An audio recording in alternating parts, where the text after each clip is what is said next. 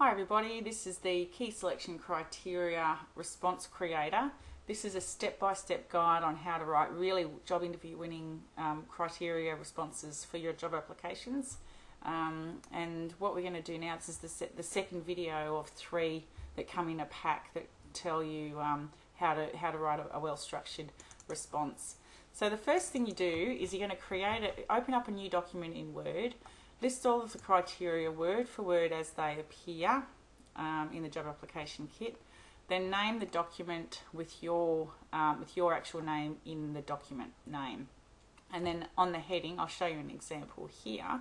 You're going to have the, you can put this in the heading. You can use a template if you want from our website, but basically you've got all of the details in the heading so they appear on every page. And you've got your name and mobile and email address on every page as well, just in case they print it off and they can't remember whose response is what. So actually in the body of the document you've cut and pasted the actual criteria, and you can put 1 criteria per every page. This one that you're looking at is a massive response. I think it was like 500 or 600 word response, so it required 1 for every page. But this is the format that we recommend you using for a professional format. Okay, so on to the actual nuts and bolts of writing the response in the wording. Can you only pick relevant examples that are going to be applicable and are very similar in context in a situation to the environment that you're going into? That is the fundamental key point of making a great criteria. Give them an example that they can think, oh wow, that's pretty similar to what she's going to be walking into if she is successful in this department or this organisation. So think about the stakeholders, think about the customers who you're going to be dealing with, think about the common challenges that this role that you're walking into or you're prospectively going to be applying for, the problems and the obstacles and the challenges that you're going to face in that role.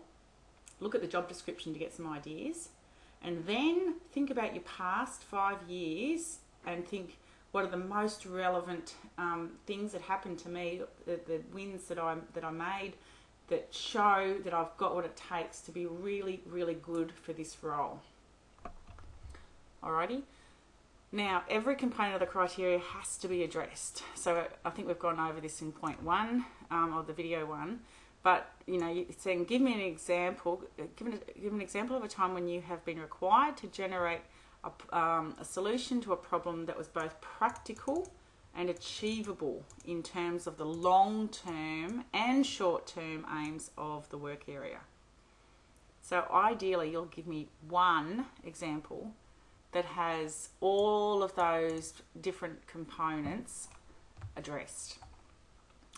Pretty tricky, hey?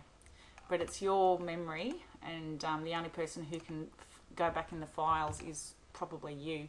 So go through your diary if you're not sure exactly, if you can't remember exactly a time, or talk about it to your colleagues. But yeah, the more relevant you can get it, the better.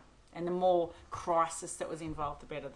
You know, it's like any good story. If it was full of drama, people are going to be really interested to read your criteria response because you're telling them about the drama or the crisis that was involved. So the opening paragraph is going to be very, very similar to the selection criteria. I'll show you as an example. It just basically restates what the actual criteria states. So we've just read the example of this one. So the introduction paragraph is, with over 10 years experience working with refugees, immigrants and visitors to Australia, I believe I have demonstrated a high level of strategic thinking and a strong ability to resolve problems in an efficient and logical manner. It's basically just stating what the key selection criteria asked for. Okay. Now, then you go on to the middle part of your answer, which is giving the relevant example.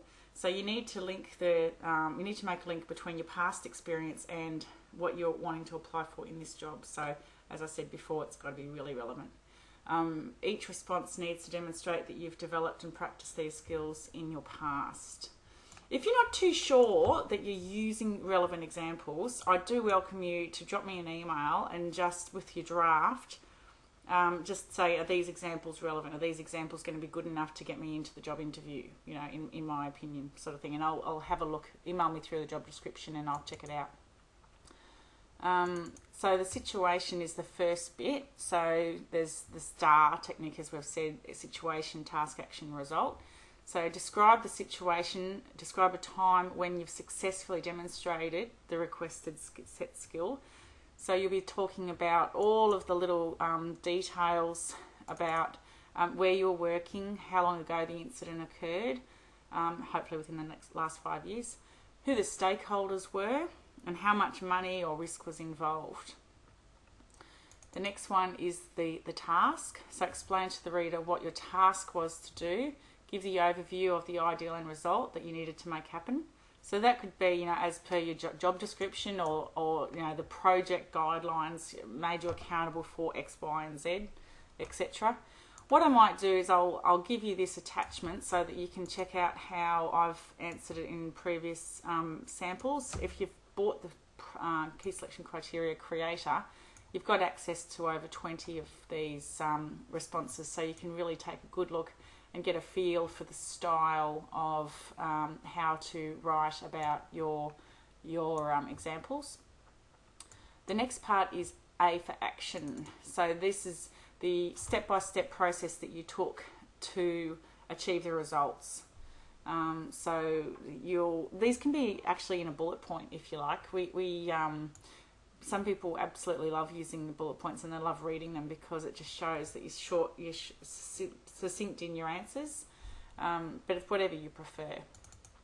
So the last bit, the drum roll, has to be that you basically saved the day, or you increased sales to X, Y, and Z, or you brought in this many new clients, or you made the department look excellent because, you know, it was a bad situation and you recovered very, very well, and, you know, all the stakeholders were very satisfied at the end of the day. It has to be a really positive result. If it's only a mediocre result, you're not going to use that as an example. And when you're talking about your results, talk about it like what you did, not what the team did. That's probably one of the pet peeves of people who are in the who read the key selection criteria, is if people start talking about we did this and we did that, they actually want to know what you did as part of the process. Alrighty, so that's the situation, task, action, result bit. So that's basically your little formula to the example. And the next bit is the conclusion, which we're going to do in the next video. But just here is some examples of great results. So you could have created a greater efficiency in the office, or you know you worked in there for 6 months and you just saw the way they were doing things was really slow or really inappropriate or really inefficient, and you went in and you improved it. That's really a great example because it shows your initiative. You weren't told to do it, you just did it. So if you've ever done that, that's something to talk about somewhere. Try and find it where it's going to be most applicable and most relevant in your key selection criteria. You might have identified risks to the business or to the stakeholders, and then you've done something about it to reduce the risk. So that would be a very, very good one as well. Introducing a procedure or idea that enhanced the product or service you were delivering, or improving the quality of the product or service. So I hope you get the drift. Basically anything that made them money or saved them money or made them more efficient, that sort of thing they'd love to hear about. So this, if you're a graduate, I've just included this little example for you, just to if you haven't had any experience within the workforce, and just you can put it on pause right now just to have a flick through and read that, just to give a basic overview of the STAR. It's not really well worded because I would have liked a little bit more information, but it just gives you an outline of what we're talking about.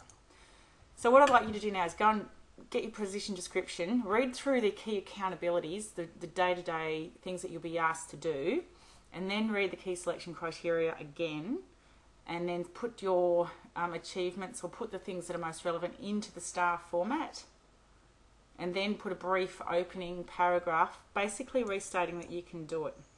Okay, so if you want to do that, feel free to email me if you've got any questions at all. But thank you very much, and we'll speak to you soon.